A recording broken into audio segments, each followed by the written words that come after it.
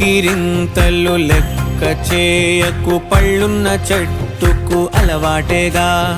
కలత చందకు చందమామకే ఏటేట చవితికి నిందలేగా. ఓటమన్నది గురువు కదరా, ఓర్పుతో నువ్వు గెలవవా.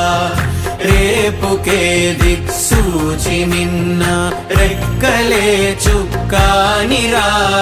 నీరు నేల ఆకాశం నీపై చూపెను పాశం.